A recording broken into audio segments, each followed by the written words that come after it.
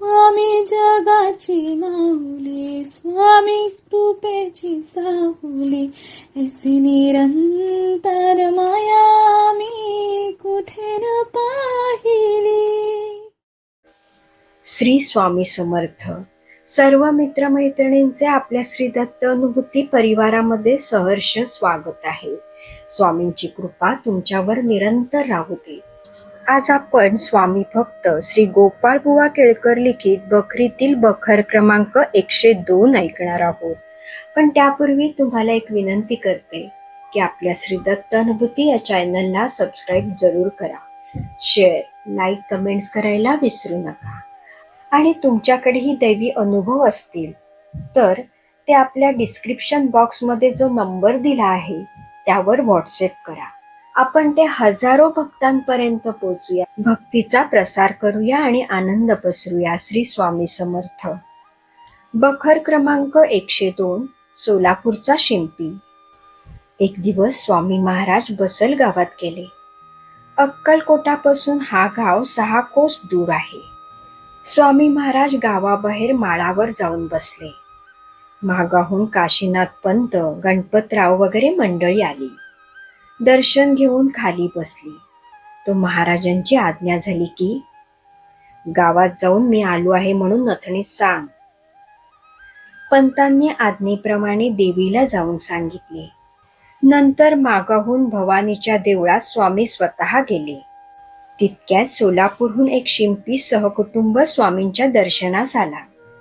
शिंपी दर्शन घेऊन जवळ बसला. काय रे, आम्हाला जेवण घालणार आहेस का, असे महाराज त्याला म्हणाले. शिंप्याच्या मनातून नैवेद्य करण्याचा होताच. शिंप्याने भवानराव देशपांडे व बसलगावचे कुलकर्णी यांना ही गोष्ट सांगितली.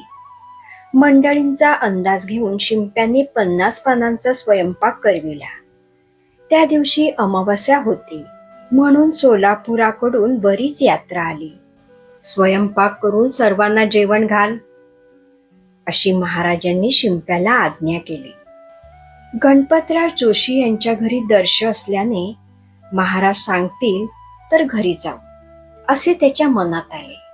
इतक्यात अरे लठ्ठ्या, लवकर घरी जा, म्हणून महाराजांनी जोशाला आज्ञा केली. स्वयंपाक तयार झाल्यावर शिंप्याने श्रींना स्नान घालून पूजा करून आरती केली व भोजनास पात्रे वाढली. सर्वांना भोजन घालावे म्हणून महाराजांची आज्ञा होती. त्याप्रमाणे पंक्तीवर पंक्ती बसू लागल्या. 50 पानांच्या स्वयंपाकात 500 मंडळी यथेच्छ जेवली. सर्वांच्या मागून शिंपी यांनी मुलाबाळांना सुद्धा प्रसाद घेतला व तो महाराजांसमोर येऊन बसला. त्याला संबंधाची बाधा होती. त्यांची बायको जवळच बसली. संबंध शिंप्याच्या अंगात संचार करून डुलू लागला व मस्ती करू लागला व मोठमोठ्याने ओरडून संन्यासाला असले खेळ कशाला पाहिजे म्हणून बोलू लागला, नाचू लागला. बराच वेळ याप्रमाणे चेष्टा झाल्या. हरामखोर, मुसक्या बांधा याच्या, असे महाराज म्हणताच त्याचे हातपाय लुळे होऊन तो खाली पडला. नंतर महाराजांच्या पाया पडून मी अनाथ आहे, माझ्यावर महाराजांनी कृपा करून मला गती द्यावी, अशी प्रार्थना करून वारंवार पाया पडू लागला. हे पाहून समर्थांनी कृपा करून त्याला गती दिली आणि पुढे तो शिंपी महाराजांचा निरोप घेऊन आपल्या गावी परत गेला. दर पौर्णिमेला अक्कलकोटला समर्थांची वारी तो करीत असे. येथे बखर क्रमांक 102 समाप्त होते. श्री स्वामी समर्थ.